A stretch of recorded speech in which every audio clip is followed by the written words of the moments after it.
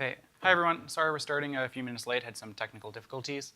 My name is Gonyeo. I'm an employee of CoreOS. I am a rocket scientist. And I'm here today to talk to you about Rocket and the Open Container Initiative, promoting industry standards. Just so you have an idea of what I'll be talking about today, here's a short agenda.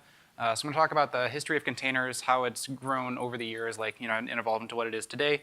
We're talking about exactly what the current state of the container world is, and the different things out there, and how they kind of grew off of each other.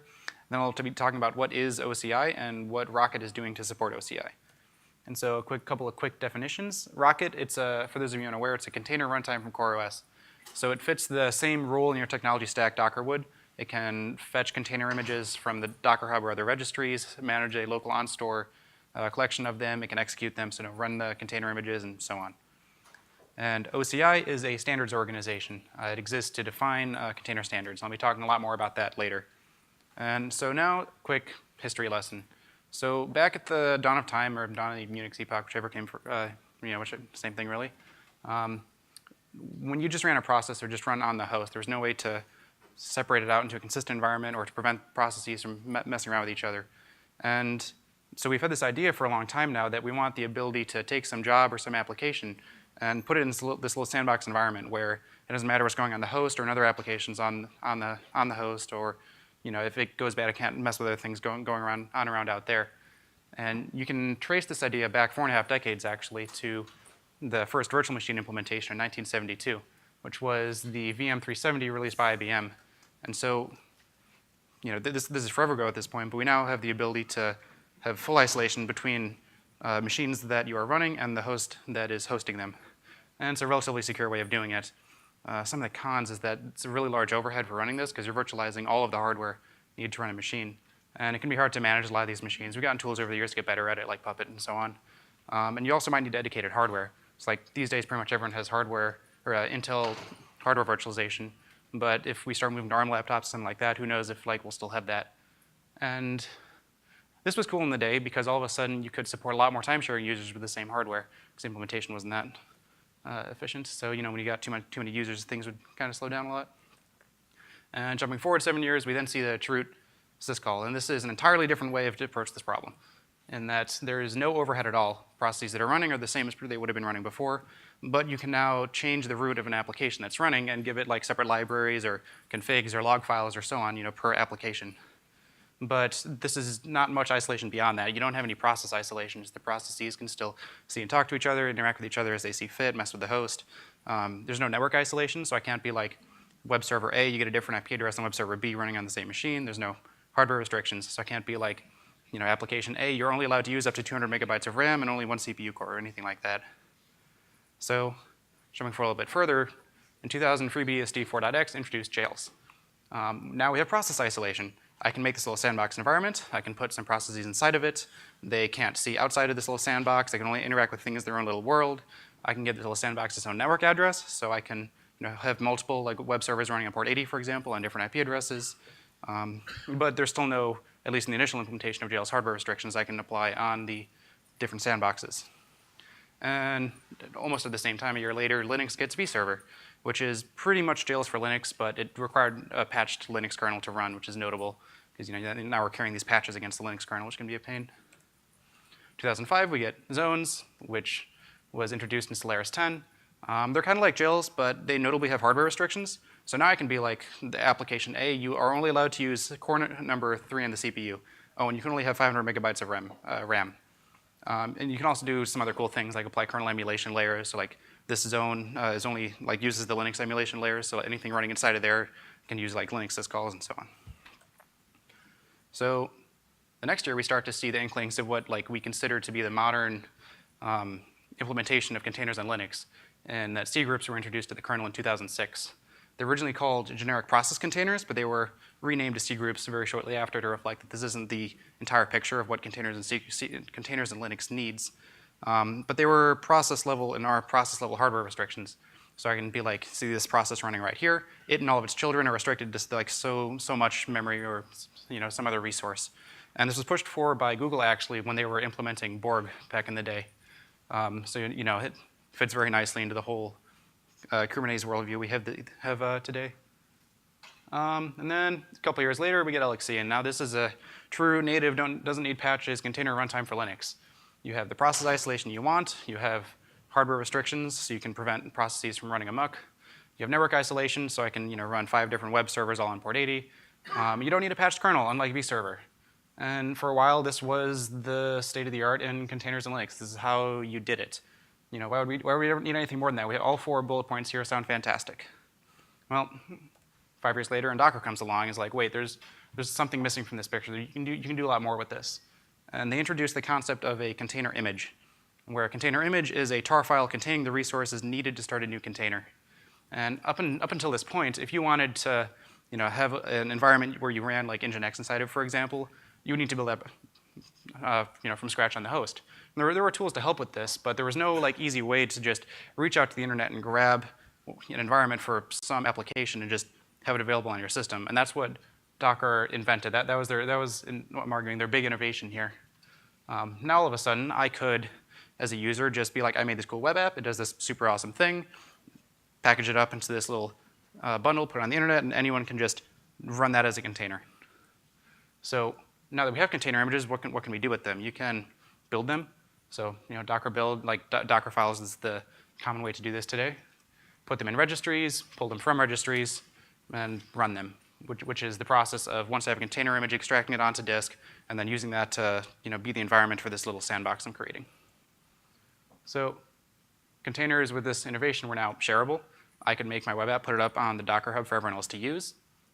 Containers were now trivial to duplicate, because if you're running one Apache container that came from a container image, it's very easy to take that container image, hand it to the runtime, and say, please create another copy of this. They're trivial to make, as we've seen just the vast proliferation of Docker files, just through many projects and the images available in the Docker Hub. And they're downright convenient. In a single command, I can be running a full Fedora sandbox on my laptop, and that really wasn't easy to do before. So 1 year later then, CoreOS starts Rocket, which is the team that I'm from on CoreOS. And so it was originally spelled R-O-C-K-E-T. We later renamed it to RKT Rocket, pronounced the same way. And our big argument of why we created this was we wanted it to be narrowly scoped. We saw that Docker Inc. was continually adding more features, more functionality, more value into Docker, the container engine.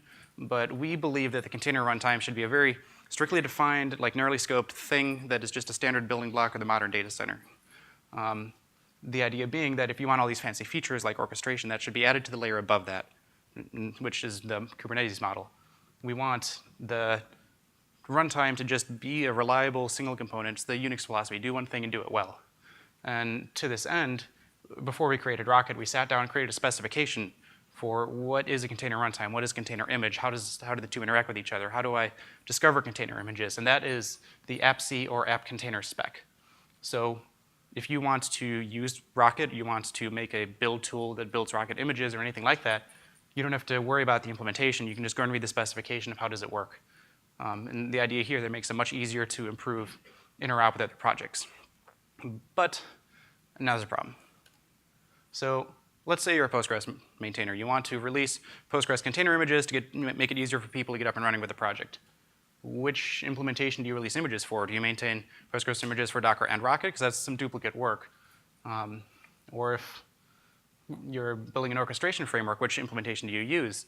The semantics between Rocket and Docker images are very different. So you can't just easily write a shim to like add Rocket support into Kubernetes if you have Docker support and vice versa. Or if there's a new implementation, like we made Rocket, we have epc. We personally like it more, but everyone else is using Docker images and the Docker Hub, which is a different spec than how Rocket works. So how do we overcome that kind of lock-in? Or how do users also deal with that? And maybe you guys think, Rocket's interesting, I want to try it out, but my entire CI workflow produces Docker images, and they put them in the Docker Hub, and so on, so on, so on. So there's a way to solve this problem. Let's all get together and talk about and agree on what exactly is a container image. If I grab one, tear it open, what do I see? How is the manifest formatted? How are the files in there stored, so on?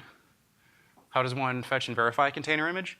If a user requests, please get me the Nginx image, what's the process for that? How do I go out on the internet, find that Nginx image? How do I download it? How do I ensure that it was created by the people who it should have been, wasn't modified in transit?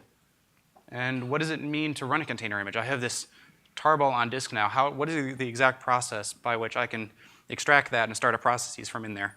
What does it mean to like, you know, do I need to make seccomp calls? What environment variables should be set, so on and so on. And whatever our answer to these questions should not be tied to a specific runtime or orchestration framework, because that'll just prevent new runtimes that are better or new orchestration frameworks that are better from coming in and being able to compete.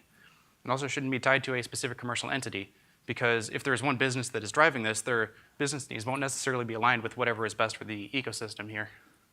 So this was the motives and the reason why the Open Container Initiative was created and started in 2015.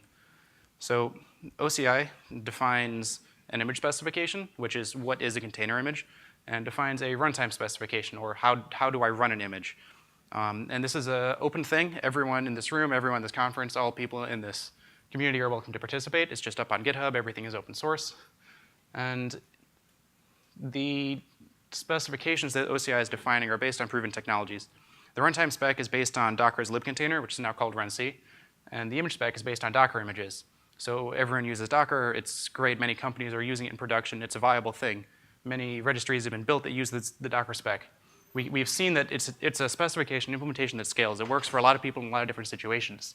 So if we're going to build this shared standard, let's base it on something we know works. So both the runtime spec and image spec are largely extensions of how Docker works today. And so just some details on how OCI is set up and how it's structured. It operates under the Linux Foundation, so it's a nonprofit. Everything they do is open source. It's all up on GitHub. And it's made up of a lot of companies like Docker, CoreOS, Google, Red Hat, Huawei, and, you know, and the list goes on. And this is only a short sampling that I pulled off their website. And so as of today, both of these specifications that OCI has defined have release candidates out for version 1.0.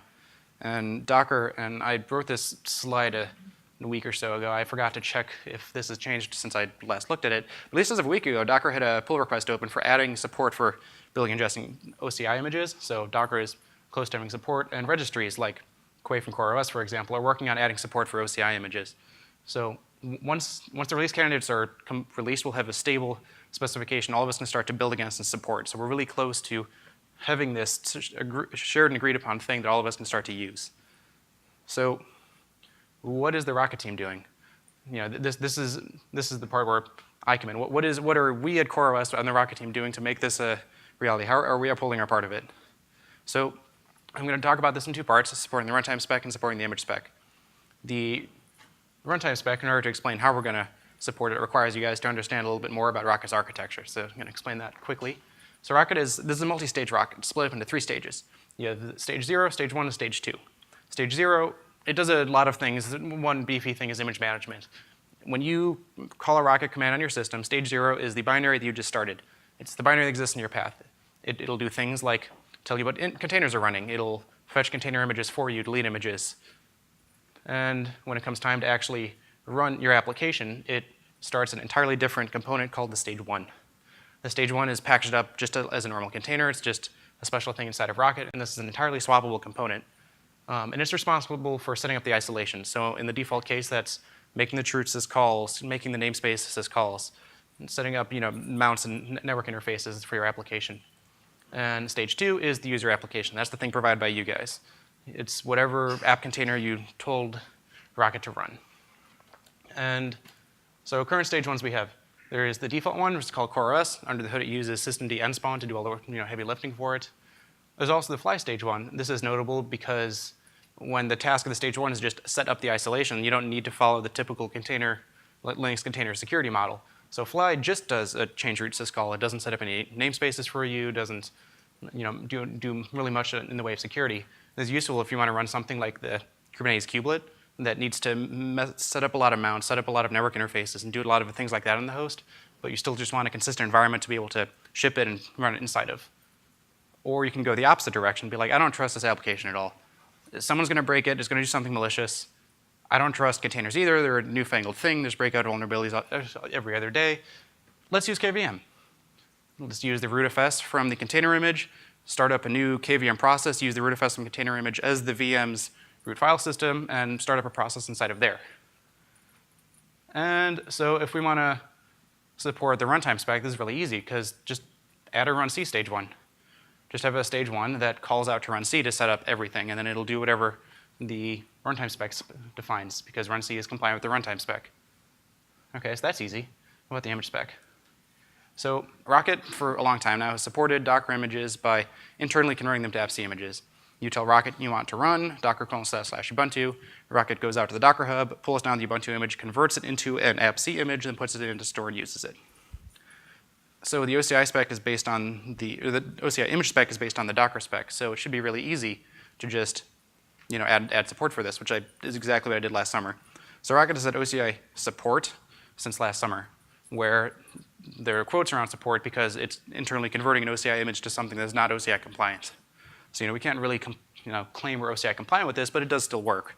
So what do we need to do to remove those air quotes then? Well, that's a little more complicated. I'm going to talk about this in a few parts. So let's look at fetching specifically first. Fetching OCI container images. So appc image discovery, which is the process by which you give it a container name and it finds actually where on the internet it needs to go and pull that image from, is very different from Docker image pulling. Appc images can be hosted as static files. If you want to host appc containers, you can just put them in an S3 bucket, fetch it over HTTPS, call it a day. Whereas with Docker, you need a backend that has more logic really to be able to do the cast work and stuff like that. Appc images are fetched by name. Docker layers are pretty much fetched by hash. So if I go and fetch, Ubuntu, I can just specify registry name in Ubuntu. In Docker, it's more like the Ubuntu refers to a hash that will have a series of hashes it needs to fetch.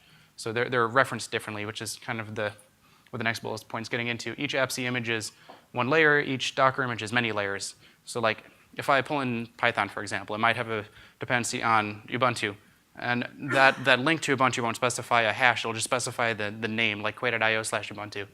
So there's different semantics there that we'll need to effectively re-engineer Rocket to be able to handle. But once you get these images in, we also then need to store them.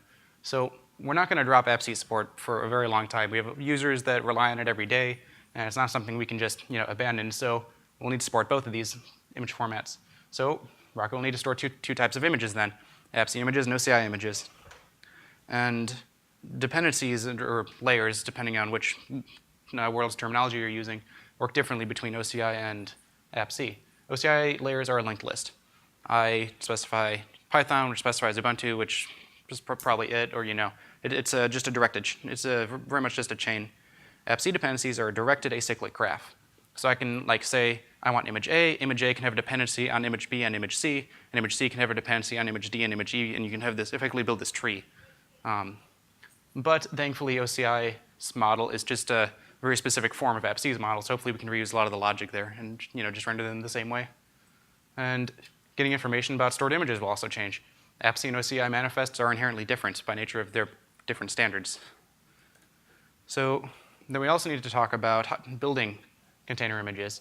And so in Docker, if you want to build an image, this is something you just do with the Docker tool. In Rocket, there's a separate utility called AC build. So AC build was the app container build tool. And now it's going to be the awesome container build tool. Yeah, so this is actually something specifically I'm working on, adding in support for AC build to be able to produce both appc and OCI images. When you start a build, you'll specify which format you want it to build, and then during the build, you'll only have specific commands available to you depending on which mode you're operating under. And at the end, it'll spit out either an OCI image or an appc image based on what you said at the beginning of the build. And yeah, that's pretty much my talk. Obligatory company slide. We're hiring. Come talk to us at our booth if you're curious. Yeah. So I was hoping to have time for questions now. Yeah. If you wouldn't mind coming to the back and use the mic so we can hear it on the recording. Hi, thanks for the talk. We really like Rocket at my company, but there really hasn't been much in the way of a development environment story for it, in the same way that Docker has all this machinery for Docker for Mac and Docker Compose and things that target the development experience, whereas CoreOS seems to have come from the other way and say, what's the ideal solution for production deployment with Kubernetes in mind? And that is where we're deploying.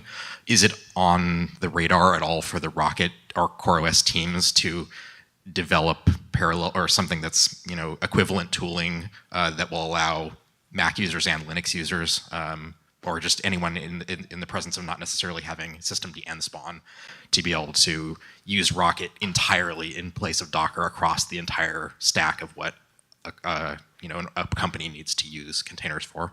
Yeah, that's definitely something we would love to have, and we'd love to see us get there one day. Right now, it's just a question of manpower. We are just one team inside of CoreOS, whereas Docker is an entire company behind it. If someone came along and contributed the work, I'd guarantee you we'd be happy to accept it. But as of today, we're more focusing on getting the production work. As you said, we're more focused on getting the production work, like use case really solid. But with the advent of OCI, there's no reason you can't use Docker in your development environment, build OCI images from that, then hand it to Rocket in your production environment to use it. Like, the whole promise of OCI is that you can now start to mix and match. Like, you like this build tool that Red Hat made, for example, that produces OCI images. Well, then drop it into Docker for your developers and like OCI workflow or CI workflow, and then put it in like a Rocket production environment. Like that would be a possible scenario in the future. Yeah, like did that answer your question more or less? Okay. Anyone else? Is the future to replace Docker with Rocket? Okay. CoreOS? Okay. You mean replace Rocket with Docker? Yeah. Okay. So the question for the recording was, is the goal in the future to replace Rocket with Docker on replace Docker with Rocket on CoreOS? Yes. Sorry. And the answer is we don't care which one you use. CoreOS for the foreseeable future will ship both. And if you want to use Docker, use Docker. If you want to use Rocket, use Rocket. Like we don't want to force your hand into using one or the other in this situation. We just want to provide the option of using either one. Okay. Any other questions? Okay. Thanks, everyone.